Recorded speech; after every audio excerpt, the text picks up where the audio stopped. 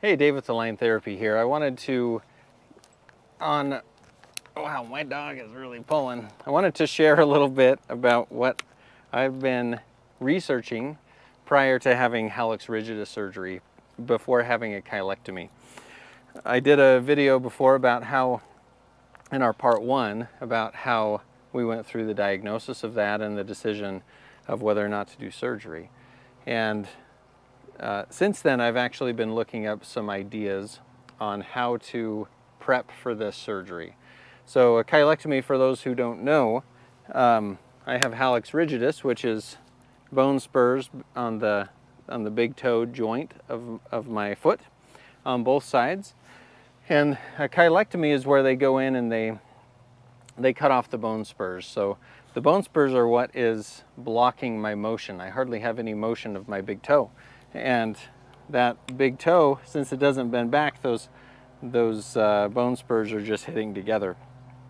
And so what they do, they make an incision on the top and they go in and they shave off the bone spurs so that there's more mobility of the joint, so that it's not being blocked by those bone spurs.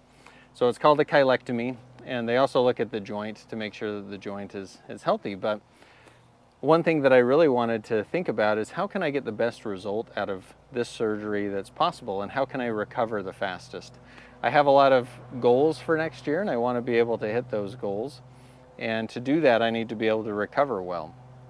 And so in this part two of this series, as I go through the process of cheilectomy and recovery and all of that, I wanted to talk about what I've been finding on how to prep nutritionally for my toe surgery.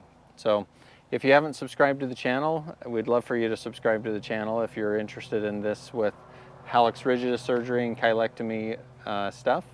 We'd love for you to follow, because I'm going to be following the whole process. We're 2 months out from my surgery, about 60 days out actually, and I want to get the best results possible, as I'm sure you do too. So see if I can get this stuff. So what I've been noticing in nutrition is, there's a great research article that I've been looking at that talks about the surgical cascade. What happens when you have surgery, and wow, you're shedding like crazy. What happens when you have surgery and your body kind of goes into this cascade of inflammatory markers and mediators, and it kind of goes into survival mode, because you've had a trauma and your body is trying to recover from that trauma. And so what happens is you start to have some insulin resistance, you start to have glucose dumped out of your liver, and all these other things that happen that influence how well you do during surgery and in recovery. Bigger surgeries, I mean, mine isn't a huge surgery, but a big surgery like a knee replacement, we see a lot of atrophy of the muscles surrounding that joint. And it's interesting, because that atrophy actually is more than we would see if someone was just sedentary. So something else is going on, where that surgery is sparking off a process that creates more atrophy in the muscles. And I don't want to go into a ton of depth with that, but my thought was, how do I reduce that happening? Because I want to come back from the surgery with more strength, the same amount of muscle mass ideally. I know that's not totally possible. And I want to come back and be able to recover as quickly as possible. So some of the things that I've been reading are like 7 to 10 days prior to surgery, upping your carbohydrate intake, making sure your protein intake is high, and making sure that you're having a balanced diet.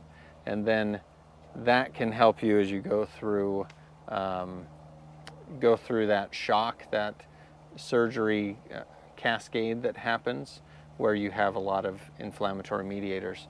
And so with that, I was thinking, well, I'm further than 7 to 10 days out from surgery, so 60 days out from surgery, what should I be doing? And I'm not seeing a whole lot of research on that, but it makes sense to me that we would want to increase good nutrients. I mean, we should be doing that anyway, right? So with me, I have a weakness for some sugary substances, as I'm sure some of you do as well. And the more I can control that, and the more I can reduce my natural tendency to have more insulin in resistance in my body, the better. So for the next 60 days, I'm going to be going off of sugar and processed things to try and give my body the best chance possible to recover from this as well as I can. And then as we get closer to surgery, I'm still going to be researching this, and I'm going to have a good plan of attack that I want to do 7 to 10 days before surgery, whether that's increasing carbohydrates or proteins or hydration or electrolytes. I'm still kind of researching that. But for the next 60 days, I want to really make sure that my body is in as good of condition as possible so that I can have the best result possible in surgery. It's not necessarily something that is talked about a whole lot in our medical system. We don't talk about proactively looking at nutrition or prepping for surgery. We do a lot of research, well, not research, we do a lot of talk about rehab and how we get rehabbed back to where we should be. But what if there's a better way to do the prehab? What if there's a better way to nutritionally help put us on the right track so that we can really get to our goals faster? So one of the problems with cheilectomy post-surgically is swelling. Because it's on the feet, it's in what we call the dependent position where gravity pulls the swelling down. And because they do a lot with the bones and soft tissues, there's a fair amount of swelling that is involved. And so keeping the swelling under control is kind of one of the main goals of post-op care. And I'm hoping to find some stuff in the literature that helps with that, because I really want to make sure that we control that swelling. Because I'm having both done at the same time. This isn't having one foot done and then having the other foot done. We're going to be able to see how we do. I hope I'm not too uncomfortable, and I hope I can control that inflammation and that swelling. So keeping in mind that inflammation is the way that our bodies heal. So I have to have some inflammation, but I don't want to have excessive inflammation and swelling. So a little bit of rambling, but kind of my thoughts on nutrition.